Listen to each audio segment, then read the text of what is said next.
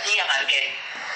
Después de escuchar el boletín radial de las 7 de la mañana, Samuel Burkhardt, un ingeniero alemán que vivía solo en un penthouse de la avenida Caracas, en San Bernardino, fue al abasto de la esquina a comprar una botella de agua mineral para afeitarse.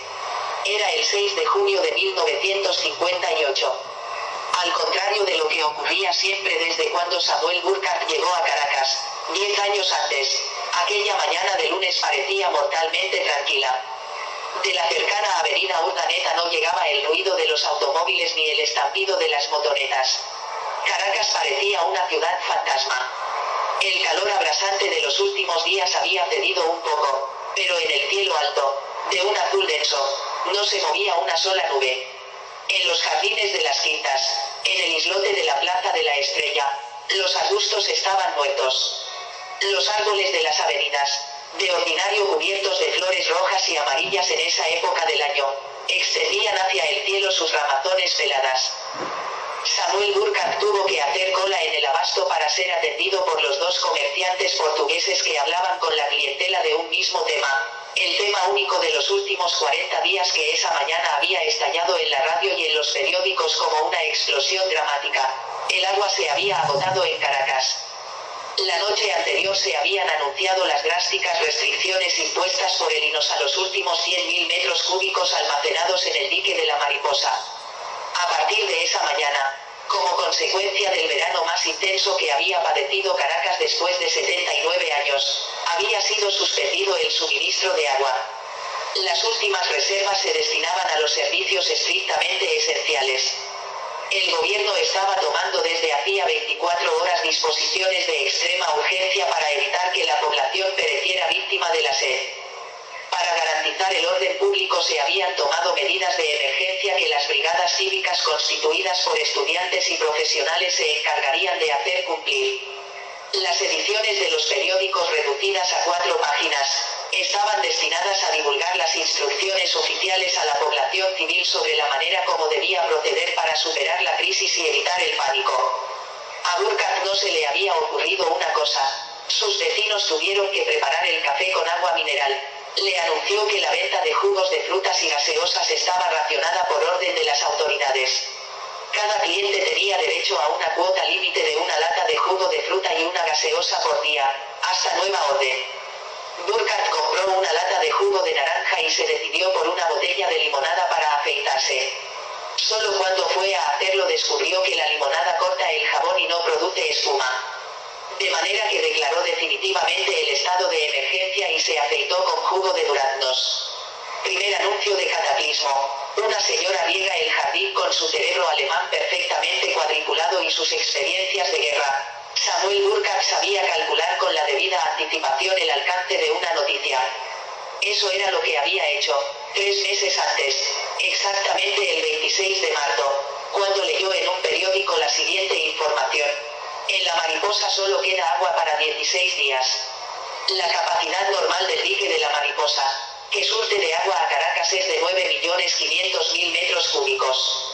En esa fecha, a pesar de las reiteradas recomendaciones del INOS para que se economizara el agua, las reservas estaban reducidas a 5.221.854 metros cúbicos. Un meteorólogo declaró a la prensa, en una entrevista no oficial, que no llovería antes de junio. Pocas semanas después el suministro de agua se redujo a una cuota que era ya inquietante, a pesar de que la población no le dio la debida importancia, 130.000 metros cúbicos diarios. Al dirigirse a su trabajo, Samuel Burkhardt saludaba a una vecina que se sentaba en su jardín desde las 8 de la mañana a regar la hierba. En cierta ocasión le habló de la necesidad de economizar agua. Ella, embutida en una bata de seda con flores rojas, se encogió de hombros. Son mentiras de los periódicos para meter miedo, replicó. Mientras haya agua yo regaré mis flores. El alemán pensó que debía dar cuenta a la policía, como lo hubiera hecho en su país, pero no se atrevió porque pensaba que la mentalidad de los venezolanos era completamente distinta de la suya.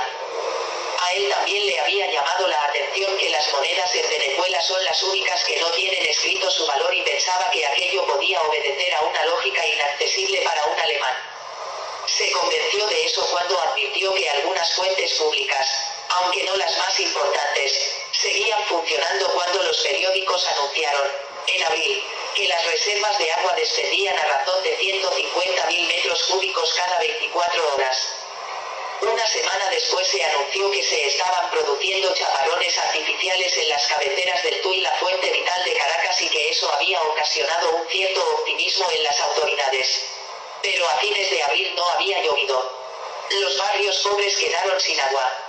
En los barrios residenciales se restringió el agua a 1 hora por día. En su oficina, como no tenía nada que hacer, Samuel Burkhardt utilizó su regla de cálculo para descubrir que si las cosas seguían como hasta entonces habría agua hasta el 22 de mayo. Se equivocó, tal vez por un error en los datos publicados en los periódicos. A fines de mayo el agua seguía restringida, pero algunas amas de casa insistían en regar sus matas. Incluso en un ardid, escondido entre los arbustos, vio una fuente minúscula, abierta durante la hora en que se suministraba el agua. En el mismo edificio donde él vivía, una señora se vanagloriaba de no haber prescindido de su baño diario en ningún momento. Todas las mañanas recogía agua en todos los recipientes disponibles. Ahora, intempestivamente, a pesar de que había sido anunciada con la debida anticipación, la noticia estallaba a todo lo ancho de los periódicos. Las reservas de la Mariposa alcanzaban para 24 horas. Burkhardt, que tenía el complejo de la afeitada diaria, no pudo lavarse ni siquiera los dientes. Se dirigió a la oficina, pensando que tal vez en ningún momento de la guerra, ni aun cuando participó en la retirada de la Fricacorp, en pleno desierto, se había sentido de tal modo amenazado por la sed. En las calles, las ratas mueren de sed. El gobierno pide serenidad por primera vez en 10 años. Burkhardt se dirigió a pie a su oficina, situada a pocos pasos del Ministerio de Comunicaciones. No se atrevió a utilizar su automóvil por temor a que se recalentara. No todos los habitantes de Caracas fueron tan precavidos. En la primera bomba de gasolina que encontró había una cola de automóviles y un grupo de conductores vociferantes, discutiendo con el propietario. Habían llenado sus tanques de gasolina con la esperanza que se les suministrara agua como en los tiempos normales. Pero no había nada que hacer. Sencillamente no había agua para los automóviles. La avenida Urdaneta estaba desconocida, no más de 10 vehículos a las 9 de la mañana. En el centro de la calle, había unos automóviles recalentados, abandonados por los propietarios. Los bares y restaurantes no abrieron sus puertas. Colgaron un letrero en las cortinas metálicas: cerrado por falta de agua. Esa mañana se había anunciado que los autobuses prestarían un servicio regular en las horas de mayor congestión. En los paraderos, las colas tenían varias cuadras desde las 7 de la mañana. El resto de la avenida un aspecto normal, con sus aceras, pero en los edificios no se trabajaba, todo el mundo estaba en las ventanas.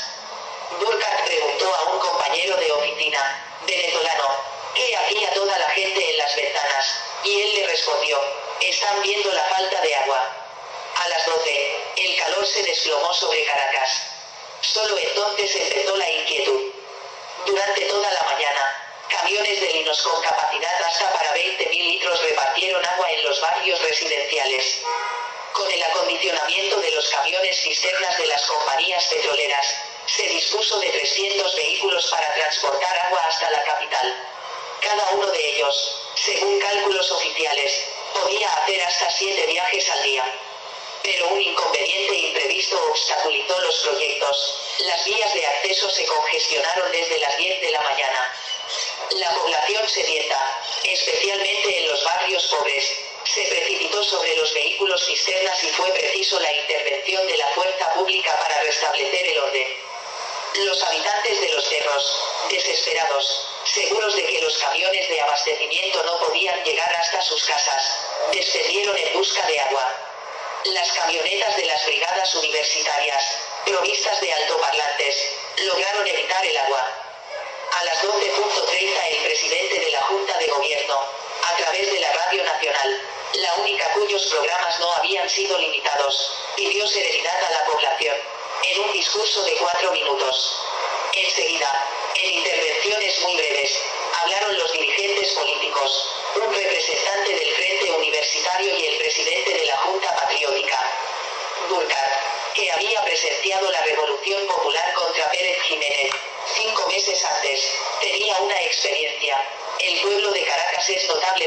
disciplinado. Sobre todo, es muy sensible a las campañas coordinadas de radio, prensa, televisión y volantes. No le cabía la menor duda de que ese pueblo sabría responder también a aquella emergencia. Por eso lo único que le preocupaba en ese momento era su sed. Descendió por las escaleras del viejo edificio donde estaba situada su oficina y en el descanso encontró una rata muerta. No le dio ninguna importancia. Pero esa tarde cuando subió al balcón de su casa a tomar fresco después de haber consumido 1 litro de agua que le suministró el camión cisterna que pasó por su casa a las 2, vio un tumulto en la plaza de la Estrella. Los curiosos asistían a un espectáculo terrible. De todas las casas, salían animales enloquecidos por la sed. Gatos, perros, ratones, salían a la calle en busca de alivio para sus gargantas resecas. Esa noche a las 10, se impuso el toque de queda. En el silencio de la noche ardiente solo se escuchaba el ruido de los camiones del aseo, prestando un servicio extraordinario. Primero en las calles y luego en el interior de las casas, se recogían los cadáveres de los animales muertos de sed, huyendo hacia los teques. Una multitud muere de insolación 48 horas después de que la sequía llegó a su punto culminante. La ciudad quedó completamente paralizada. El gobierno de los Estados Unidos envió, desde Panamá, un convoy de aviones cargados con tambores de agua. Las fuerzas aéreas venezolanas y las compañías comerciales, que prestan servicio en el país, sustituyeron sus actividades normales por un servicio extraordinario de transporte de agua. Los aeródromos de Maiquetía y La Carlota fueron cerrados al tráfico internacional y destinados exclusivamente a esa operación de emergencia. Pero cuando se logró organizar la distribución urbana, el 30% del agua transportada se había evaporado a causa del calor intenso. En Las Mercedes y en Sabana Grande, la policía incautó, el 7 de junio en la noche, varios camiones piratas, que llegaron a vender clandestinamente el litro de agua hasta a 20 bolívares. En San Agustín del Sur, el pueblo dio cuenta de otros 2 camiones piratas, y repartió su contenido dentro de un orden ejemplar, entre la población infantil.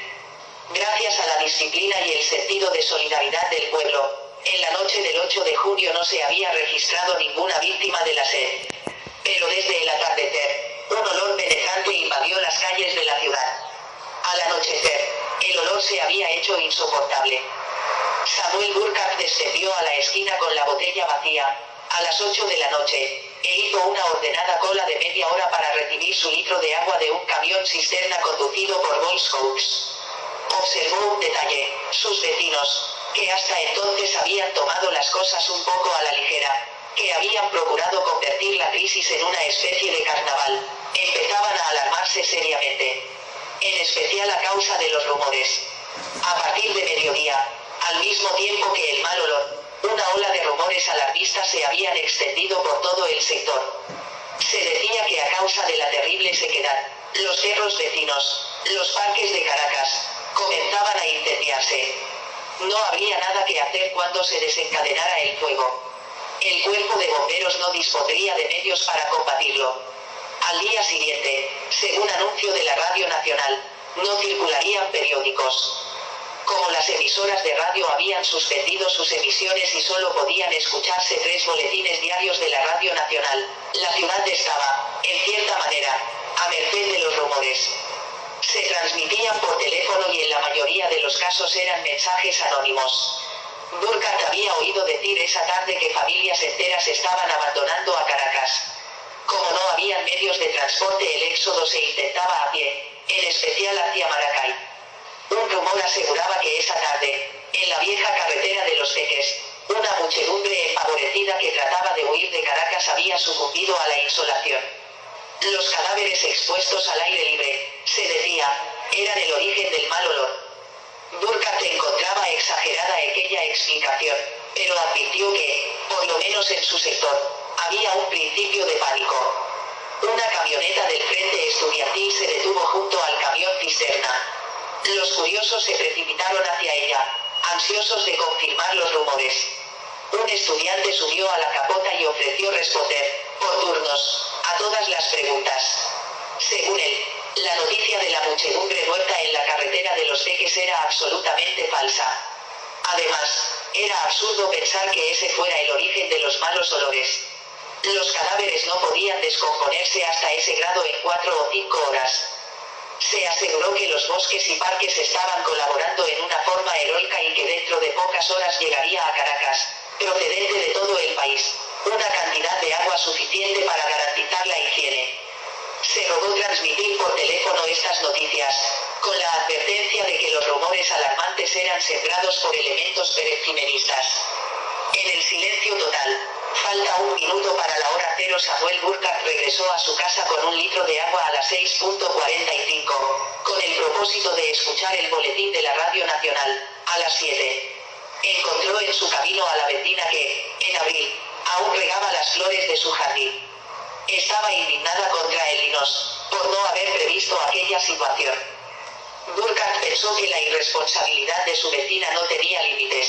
La culpa es de la gente como usted, dijo, indignado. Él nos pidió a tiempo que se economizara el agua. Usted no hizo caso. Ahora estamos pagando las consecuencias. El boletín de la Radio Nacional se limitó a repetir las informaciones suministradas por los estudiantes. Burkhardt comprendió que la situación estaba llegando a su punto crítico. A pesar de que las autoridades trataban de evitar la desmoralización, era evidente que el estado de cosas no era tan tranquilizador como lo presentaban las autoridades. Se ignoraba un aspecto importante, la economía. La ciudad estaba totalmente paralizada. El abastecimiento había sido limitado y en las próximas horas faltarían los alimentos. Sorprendida por la crisis, la población no disponía de dinero efectivo. Los almacenes, las empresas, los bancos, estaban cerrados.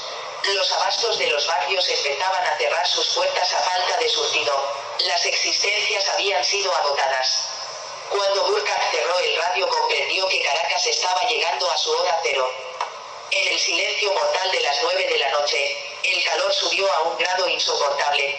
Burkhardt abrió puertas y ventanas pero se sintió asfixiado por la sequedad de la atmósfera y por el olor, cada vez más penetrante. Calculó minuciosamente su litro de agua y reservó 5 centímetros cúbicos para afeitarse el día siguiente. Para él, ese era el problema más importante, la afeitada diaria. La sed producida por los alimentos secos empezaba a hacer estragos en su organismo. Había prescindido, por recomendación de la Radio Nacional, de los alimentos salados. Pero estaba seguro de que el día siguiente su organismo empezaría a dar síntomas de desfallecimiento. Se desnudó por completo, tomó un sorbo de agua y se acostó boca abajo en la cama ardiente, sintiendo en los oídos la profunda palpitación del silencio. A veces, muy remota, la sirena de una ambulancia rasgaba el sopor del toque de queda. Burkhardt cerró los ojos y soñó que entraba en el puerto de Hamburgo, en un barco negro, con una franja blanca pintada en la borda, con pintura luminosa. Cuando el barco atracaba, oyó, lejana, la gritería de los muelles. Entonces despertó sobresaltado. Sintió, en todos los pisos del edificio, un tropel humano que se precipitaba hacia la calle. Una ráfaga cargada de agua tibia y pura penetró por su ventana. Necesitó varios segundos para darse cuenta de lo que pasaba. Llovía a chorros.